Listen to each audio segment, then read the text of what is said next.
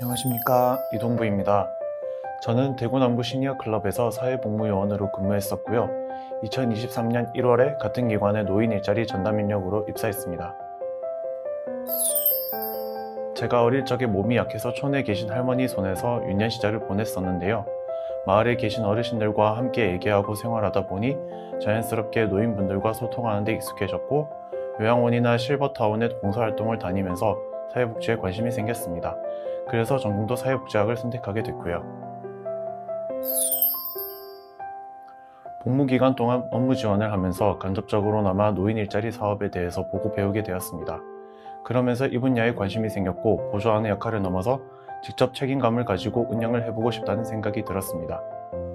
감사하게도 담당자분들께서 평소에 제가 맡은 일에 성실하게 임한다며 좋게 봐주셨고, 전담 인력으로 지원해 보라고 추천해 주셨습니다. 그걸 계기로 복무요원 소집 해제 후에 지원하여 입사할 수 있었습니다. 아무래도 경험적인 면을 살려서 취업을 했다 보니 특별한 스펙을 준비하지는 않았고요. 기본적으로 갖추면 좋은 사회복지사 2급 자격증이나 모스 자격증, 운전면허 1종 보통이 있었습니다. 저희 기관은 60세 이상 어르신들의 사회 참여와 안정적인 삶을 위해서 노인 일자리 사업단을 운영하고 있는데요.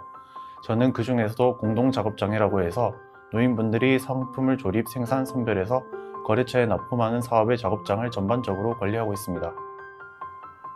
또 취업 발산형 사업을 통해서 구직자분들에게 취업 정보를 제공하고 용역업체에 연결해 드린 다음 취업에 성공하시면 사업 관리도 하고 있는데요. 이 사업의 행정 업무도 맡고 있습니다. 올해 공동작업장에 배정되어야 하는 인원이 작년보다 11명이 추가됐고, 마늘을 선별해서 납품하는 작업을 새로 하게 되었는데요.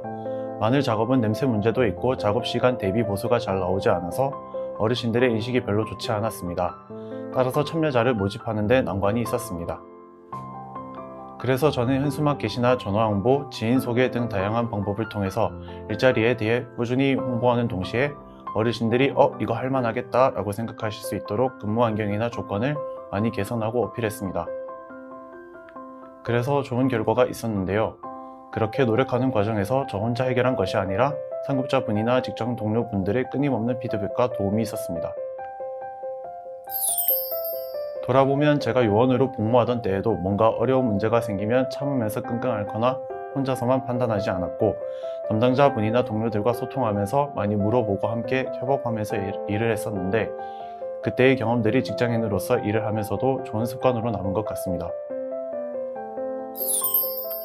요원으로서 하는 일과 직원으로서 하는 일은 아무래도 차이가 있다 보니까 생소한 행정 업무나 서류 작업이 어렵게 느껴졌었는데요. 이전 담당자분이 작성한 서류를 찾아보기도 하고 해놓은 일은 한 번 더 확인하는 습관을 들이려고 노력하고 있습니다. 아무래도 복무하면서 배웠던 선생님들과 함께 근무를 하다 보니 취업 후 적응 기간에도 긴장이 덜 되고 마음이 많이 편했고요. 그리고 복무 기간에 어르신들과 만나고 돕는 일을 이미 했었다 보니까 어르신들과 의사소통을 하는 과정에서 좀 더 노련하게 대처할 수 있었던 것 같습니다. 네, 업무적인 면에서도 더 수월하게 적응할 수 있었습니다. 선생님들이 어르신을 상담하고 사업단을 운영하거나 각종 행사를 진행하는 모습을 간접적으로 지켜봤었고, 서류 정리도 해본 경험이 있으니까요. 첫 취업을 해서 사회에 나가면 처음 해보는 일, 처음 만나는 사람 속에서 적응하는 게 가장 힘든 것 같은데요. 복무했던 기관에 취업하면서 사회초년생으로서의 생활을 좀 더 수월하게 할 수 있었던 것 같습니다. 직장 동료나 상급자분들과 많이 소통하려고 합니다. 상의하거나 보고를 한 후에 일을 진행하는 것과 혼자 처음부터 끝까지 해내려고 하는 것은 차이가 크다고 생각합니다. 그런 면에서 같이 일하는 사람들과 긍정적인 상호관계를 유지하는 것이 중요한데요. 인간관계라는 게 분위기나 감정적인 부분에서도 그렇지만 업무적으로 언제든지 자연스럽게 소통이 가능해진다는 면에서 더욱 중요한 것 같습니다.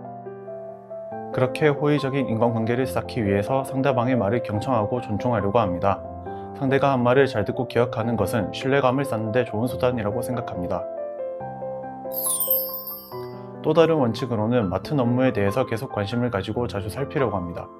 예를 들어 참여자 어르신들이 좀 더 나은 환경에서 일하실 수 있도록 작업장을 자주 모니터링하고 문제점이 있으면 빠르게 조치하려고 합니다. 이런 원칙들은 어느 날 갑자기 오늘부터 시작해야지 해서 할 수 있는 것이 아니라 습관의 영역 같아요. 그리고 사회복무요원으로 일하는 기간은 사회생활에 예습할 수 있는 너무 좋은 기회라고 생각됩니다. 아무도 하지 않는 일을 하면 내가 먼저 하자라는 마음가짐이 필요하다고 생각합니다. 이런 굳은 일을 내가 왜 해야지 라고 생각하면서 일을 하는 것과 자발적으로 도맡아서 하는 건 결과도 그렇고 밖에서 보이는 모습도 많이 다릅니다. 자신이 할 수 있는 일이라면 적극적으로 행동하고 이미 해보기로 마음먹은 일이라면 책임감을 가지고 임하다 보면 기회가 찾아오는 것 같습니다. 꼭 복무했던 기관에서 일을 하지 않더라도 다른 곳에 좋은 자리가 생겼을 때 추천을 받을 수도 있고요. 앞에서 소통이나 인간관계에 대한 이야기를 계속 드렸었는데요. 결국 같이 일하고 싶은 사람에게 기회가 찾아오기 마련이니까요. 내가 손해보는 것이라고 생각하지 말고 복무기간 동안 언젠가 돌아올 기회의 장을 하나씩 쌓아간다는 마음으로 파이팅 하시기 바랍니다. 주관적인 생각이긴 하지만 사회복무요원에 대한 사회적 인식이 그다지 긍정적이지 않다고 생각합니다. 물론 몇몇 좋지 않은 행동을 하고 그저 시간만 보내려고 하는 분들도 있습니다. 하지만 복무요원에게 큰 도움을 받으시는 훈훈한 사례들도 많고 자신의 업무를 묵묵하고 성실하게 해나가는 멋진 사람들이 더 많습니다. 조금 자극적인 내용의 기사가 올라오면 사회복무요원이 다 그렇지 라고 일반화하시는 분들도 간혹 보았는데요. 어느 집단이든 사람들을 어떤 성격이나 특성으로 그룹화해도 그 안에는 좋은 사람과 나쁜 사람이 혼자한다고 생각합니다. 부정적인 사례에 집중하시기보다 균형 있고 따뜻한 시각으로 봐주셨으면 좋겠습니다. 사회복무요원으로 복무하시는 기간은 자신의 장점을 기관 관계자분들에게 보여줄 수 있는 귀한 시간이 될 수 있습니다. 자신이 잘할 수 있는 영역에서 성실하게 임하다 보면 좋은 결과가 있을 것 같습니다. 항상 자신의 자리에서 고생해주시는 사회복무요원님들, 2년여의 시간이 길게 느껴지시겠지만 자신을 발전시키는 시간이라 생각하며 힘내시고 열심히 복무기간을 마치셨으면 좋겠습니다. 화이팅입니다.